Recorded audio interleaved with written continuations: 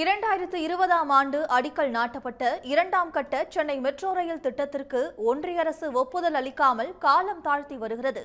இதுகுறித்து நாடாளுமன்றத்தில் பேசிய திமுக எம்பி ராஜேஷ்குமார், அனைத்து மாநிலங்களுக்கும் சரிசமமான முக்கியத்துவம் அளிக்க வேண்டும் என்று வலியுறுத்தியுள்ளார். சென்னையில் முதற்கட்ட மெட்ரோ ரயில் சேவையின் கீழ் 2 வழித்தடங்களில் ரயில்கள் இயக்கப்பட்டு வருகின்றன.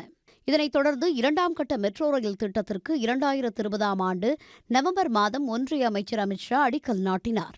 118.9 கிலோமீட்டர் நீளத்திற்கான மெட்ரோ ரயில் திட்டத்திற்கு 2021-22ஆம் ஆண்டு பட்ஜெட்டில் நிதி ஒதுக்கப்பட்டது. இதற்காக 63,246 கோடி ரூபாய் ஒதுக்கப்படுவதாக ஒன்றிய அமைச்சர் நிர்மலா சீதாராமன் அறிவித்தார். ஆனால் சென்னை மெட்ரோ பணிகளுக்கு ஒன்றிய அரசு இதுவரை நிதி ஒதுக்கவில்லை. இது தொடர்பாக தமிழ்நாடு அரசு சார்பில் பல முறை கோரிக்கை வைத்தும் ஒன்றிய அரசு செவிசாய்க்காமல் இருந்து வரும் நிலையில் சென்னை முழுவதும் 2ஆம் கட்ட மெட்ரோ ரயில் திட்டத்திற்கான பணிகள் விறுவிறுப்பாக நடந்து வருகின்றன. அதற்கான செலவை தமிழ்நாடு அரசே ஏற்று நடத்தி வருகிறது.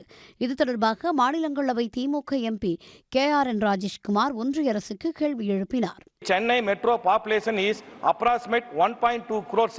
In comparison, another cities with large population like Delhi and Bengaluru have excellent metro networks. The Honorable Chief Minister of Tamil Nadu has restated his request for the release of funds. In light of this, I respectfully submit a request to the government to allocate the previously announced funds for the Chennai Metro Rail Phase 2 project. Sir, Honorable Chairman, sir, the Union government should treat all states equally like a mother bird. Mata Pachi Jaise, sir. அதற்கு பதிலளித்துள்ள ஒன்றிய அரசு இந்த திட்டம் பரிசீலனையில் இருப்பதாக தெரிவித்துள்ளது. சென்னையில் நடந்து வரும் 2ஆம் கட்ட மெட்ரோ ரயில் திட்டத்தில் ஒரு சில வழித்தடங்களில் அடுத்த ஆண்டு முழுமையாக அனைத்து பணிகளும் நிறைவடைய உள்ளன. ஒன்றிய அமைச்சர் தொடங்கி வைத்த ஒரு திட்டத்திற்கே 4 ஆண்டுகளாகியும் ஒப்புதல் வழங்காமல் காலம் தாழ்த்துவது பாரபட்சமான செயல் என கண்டனம் எழுந்துள்ளது.